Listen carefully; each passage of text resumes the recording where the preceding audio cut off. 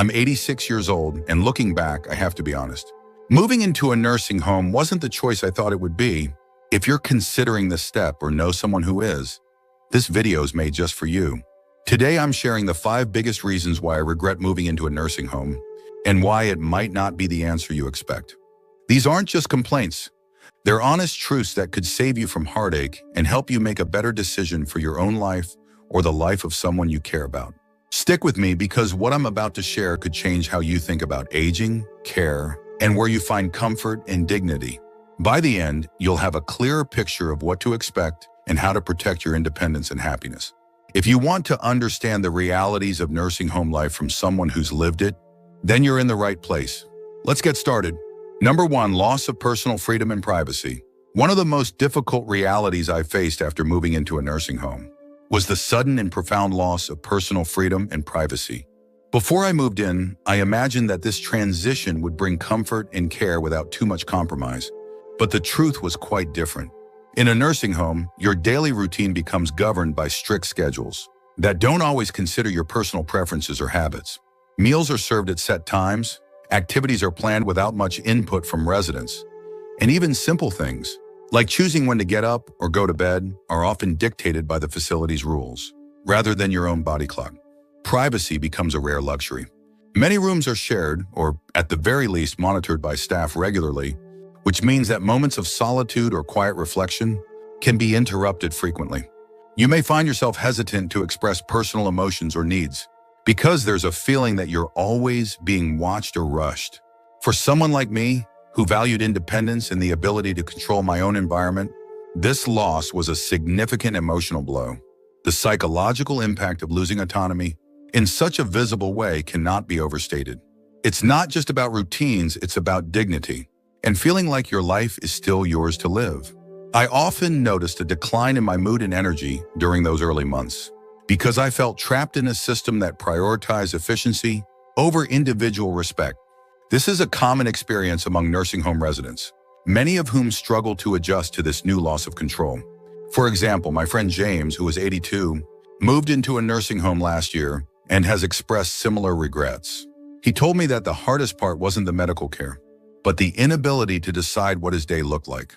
He missed the simple pleasure of making his own choices, like when to have a cup of coffee or take a walk outside, and this lack of control weighed heavily on his spirit. This is not to say that nursing homes don't provide essential care, especially for those with serious medical needs. However, the trade-off in personal freedom is something that should be fully understood and carefully considered.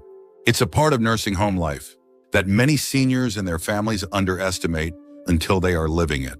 Recognizing this reality early can help you prepare emotionally and advocate for yourself or your loved one. Some facilities may offer more flexibility or private rooms, but it's crucial to ask about these options and assess how they align with your values and expectations. Understanding the loss of freedom and privacy is the first step in weighing the true costs and benefits of moving into a nursing home. It's a deeply personal decision, but one that deserves honest reflection, so that you don't find yourself regretting it later, as I did. Number 2, feeling of isolation, despite being surrounded by people. Moving into a nursing home often comes with the expectation of social connection. After all, you're no longer alone in your own home. Yet one of the most surprising and painful realities many of us face, including myself, is feeling isolated even when surrounded by others. This paradox of loneliness amid a crowd is something I wish I had understood better before making the move. The environment in nursing homes can feel very different from the warmth and comfort of a personal home. Interactions with fellow residents may be limited by differing interests, health issues, or simply the routine nature of communal living. Sometimes conversations can feel forced or superficial, and genuine friendships might be hard to come by. The scheduled group activities designed to foster community don't always succeed in creating meaningful bonds, especially if you or others are dealing with physical limitations, cognitive decline, or mood issues. Take the example of my friend Carol, who was 79. She moved into a nursing home to be closer to medical care, but quickly found herself longing for the deep conversations and familiar faces of her previous life. Even though she participated in social events, she felt these interactions lacked the depth and authenticity she needed to feel truly connected. Another factor is the loss of community roles and identity. Many seniors take pride in their contributions to family and society, whether through volunteering, hobbies, or caregiving. When those roles disappear, it can lead to a sense of purposelessness that compounds the feeling of isolation. In a nursing home, you might no longer be the gardener, the storyteller, or the neighborhood friend. Instead, you become primarily a care recipient, which can feel diminishing. If you or a loved one are facing this situation, open communication about feelings of loneliness can help staff and family understand the emotional landscape and work together to improve social opportunities. Some nursing homes have support groups, therapy sessions, or community partnerships that can foster better social engagement. Understanding the emotional challenges of isolation is vital to preparing for the realities of nursing home life. It's a reminder that social connection isn't just a bonus. It's a necessity for mental and emotional health. I hope sharing this part of my experience can help you approach this decision with eyes wide open, so you're ready to face and address these challenges head on. If you're still watching this video and finding these insights valuable, please comment number 2 below to let me know you're here. And if you haven't subscribed yet, I recommend you subscribe and turn on the bell so you don't miss any videos. Your support helps us continue creating good content to inform and inspire you. Now let's move forward. Number 3, loss of independence and autonomy. One of the hardest realities to face after moving into a nursing home is the sudden and often overwhelming loss of independence. As someone who valued making my own choices for decades, this change felt like a personal loss that struck at the core of my dignity. What I didn't expect was how this loss could affect my mental and emotional well-being day after day. In a nursing home, routines are often dictated by the institution's schedule, rather than personal preference. Meal times, medication administration, bathing, and activities all follow strict timelines, designed to serve many residents efficiently. While this organization is necessary for smooth operations, it can make a resident feel like they have little control over their own life. Suddenly, the freedom to decide when to get up, what to eat, or how to spend the day is severely limited. This loss of autonomy can feel infantilizing and may trigger feelings of frustration, helplessness, or even depression. Many seniors take pride in being self-sufficient, and having to rely on others for basic needs challenges that self-image. For example, needing assistance to use the restroom or dress can be embarrassing and diminish one's sense of privacy. From a psychological perspective, autonomy is a key factor in maintaining a sense of identity and purpose. When that autonomy is reduced or removed, it can lead to feelings of worthlessness and passivity. This emotional impact is sometimes overlooked by caregivers and family members, who might focus more on physical care and safety. Take the case of my neighbor George, who is 82. After moving into a nursing home, he found himself unable to pursue hobbies he loved, such as gardening and woodworking, because the facility had limited resources and strict rules. This lack of opportunity to engage in meaningful activities contributed to his feelings of boredom and loss of self. Additionally, the loss of independence can strain relationships with family members. Seniors may hesitate to ask for help or communicate their needs out of fear of being a burden or losing even more control. Meanwhile, family members might unintentionally reinforce this dynamic by taking over decision-making without involving their loved one fully. It's important to recognize that feeling in control of one's life, even in small ways, can significantly improve mental health and quality of life in a nursing home. Simple choices like selecting clothing, deciding on daily routines, or choosing social activities can restore a sense of agency and personal value. Some nursing homes have embraced resident-centered care models, aiming to promote independence by offering choices and encouraging participation in decisions. However, these approaches vary widely and may not always meet the individual needs of each resident. For those considering a nursing home or already living in one, it's vital to advocate for your preferences and seek out facilities that respect and foster autonomy. Engaging with staff to express your desires, finding supportive peers, or involving family members in encouraging independence can make a meaningful difference. Understanding the emotional impact of losing independence helps prepare you to face this challenge with resilience and seek ways to regain control where possible. It reminds us that dignity and respect are not just about physical care, but about honoring the whole person's right to live their life as fully as possible. Number 4, the feeling of isolation despite being surrounded by people.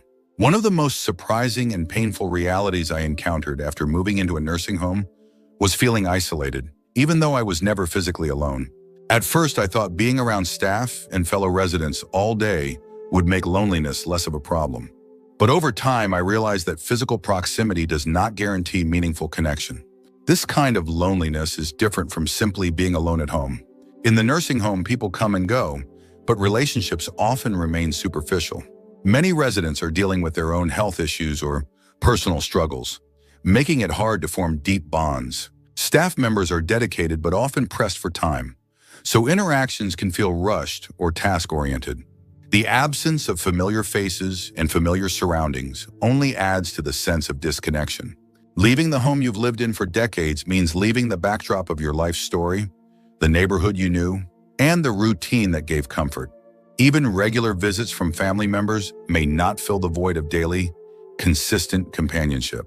From a psychological standpoint, meaningful social connections are crucial to maintaining mental and emotional health, especially for seniors.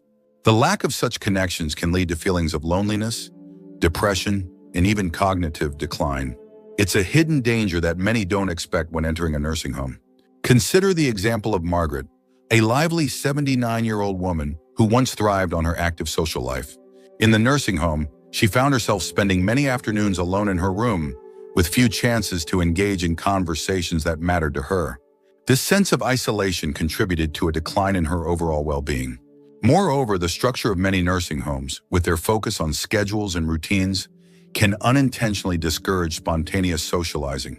Group activities may not always cater to diverse interests or physical abilities, leaving some residents feeling excluded or bored. This emotional isolation isn't just painful, it can be dangerous. Research shows that loneliness can increase the risk of heart disease, stroke, and a weakened immune system. It's not just about feeling sad, it's a real health concern that affects longevity. For seniors considering nursing home care, or those currently living there, it's important to actively seek ways to build meaningful connections. Engaging in clubs, volunteer opportunities, or interest groups within the facility can help. But sometimes it requires advocating for more personalized social opportunities. Family members also play a crucial role in mitigating isolation by visiting regularly, encouraging participation in social activities, and staying attuned to the emotional state of their loved ones. Small gestures like phone calls, video chats, or sharing photos can make a big difference. Understanding the emotional toll of isolation encourages us to look beyond the physical environment and address the deeper need for connection and belonging. It reminds us that no matter where we live, the quality of our relationships often defines the quality of our lives. If you're still watching this video and finding these insights valuable, please comment number 4 below to let me know you're here. And if you haven't subscribed yet, I recommend you subscribe and turn on the bell so you don't miss any videos. Your support helps us continue creating good content to inform and inspire you. Now let's move forward. Number 5, the loss of autonomy and its hidden consequences. Moving into a nursing home often comes with a well-meaning intention to provide safety and care. But one aspect that many don't fully grasp until they experience it is the significant loss of autonomy that accompanies this change. This isn't just about giving up control over daily decisions, it's about how that loss affects one's spirit, motivation, and overall health. When you've spent a lifetime managing your own schedule, preferences, and personal routines, suddenly having those choices made for you can be deeply unsettling. Simple decisions like when to wake up, what to eat, or how to spend your day may no longer be yours to make. This shift can create a feeling of helplessness that undermines confidence and dignity. From a psychological perspective, autonomy is a fundamental human need. It supports a sense of identity and purpose. When autonomy is compromised, seniors may experience increased feelings of frustration, anxiety, or depression. These emotional states can ripple outward, affecting physical health and even cognitive function. For example, Robert, an 82-year-old former engineer, found the strict routines in his nursing home stifling. He missed his morning coffee at dawn and reading the newspaper on his own schedule. This loss of independence led him to withdraw, losing interest in activities that once brought him joy. Moreover, the environment of many nursing homes can unintentionally emphasize dependence. Staff often must prioritize efficiency and safety, which may lead to rigid schedules and limited flexibility. While well-intentioned, this can leave residents feeling more like passive recipients of care than active participants in their own lives. The hidden consequences of lost autonomy include reduced motivation to engage in physical therapy or social events. When someone feels that their choices don't matter, the drive to participate can wane. This can slow recovery, diminish mental sharpness, and negatively impact overall quality of life. Families may not always realize how much their loved ones struggle with this aspect, especially if physical needs seem well met. Yet emotional and psychological needs are equally critical. Supporting autonomy where possible, like allowing choice in meals, activities, or daily routines, can make a significant difference. Encouraging seniors to voice their preferences and respecting those choices fosters a sense of control and respect. Even small degrees of autonomy can improve mood, promote engagement, and help preserve self-esteem. Recognizing the importance of autonomy also challenges nursing homes to rethink care models. Shifting toward person-centered approaches that balance safety with freedom can help residents feel more empowered and valued. For those contemplating nursing home care, understanding this hidden cost of lost autonomy is vital. It encourages asking questions about how much control residents have over their lives and advocating for environments that honor individuality. This awareness is not about rejecting care, but about ensuring that care supports the whole person, body, mind, and spirit. It reminds us that preserving dignity through autonomy is key to aging well, even in a care facility. If you're still watching this video and finding these insights valuable, please comment number 6 below to let me know you're here. And if you haven't subscribed yet, I recommend you subscribe and turn on the bell so you don't miss any videos. Your support helps us continue creating good content to inform and inspire you. Now let's move forward. Final thoughts. Looking back on these reasons why moving into a nursing home can bring regrets, it's clear that the experience touches far more than just the physical side of aging. It's a complex blend of emotional, social, and psychological factors that shape how seniors feel about this major life change. What stands out the most is how deeply important dignity, respect, and a sense of control remain as we grow older, no matter the setting. Many seniors enter nursing homes expecting care and safety to be the answers to their challenges. Yet what they sometimes discover is that the loss of independence, the shifts in social connection, and the change in environment can create new difficulties that weigh heavily on the heart. This is not to say that nursing homes are without value. They provide essential medical and daily support. However, it's crucial to acknowledge the emotional costs and to seek ways to preserve quality of life beyond just physical health. If you've experienced this transition or are facing it with a loved one, take time to reflect on what truly matters. Freedom to choose, feeling heard, and maintaining social bonds. These pillars of well-being often make the difference between simply existing and truly living. It's a call for compassion, creativity, and respect in how care is delivered. I'd love to hear from you. What stood out to you the most in today's video? Do you see any of these reasons in your own experience or that of someone you know? Sharing your story can help others and bring awareness to these important issues. Please leave a comment below and share one thing you learned today and how you plan to use it in your life. Your thoughts are important to us, so don't hesitate to share them. Reading your comments gives us great motivation and encouragement. If you enjoyed this video and found it helpful, please like, subscribe, and share. Your support helps us continue creating good content to inform and inspire you. Thanks for watching, and we look forward to seeing you in the next video.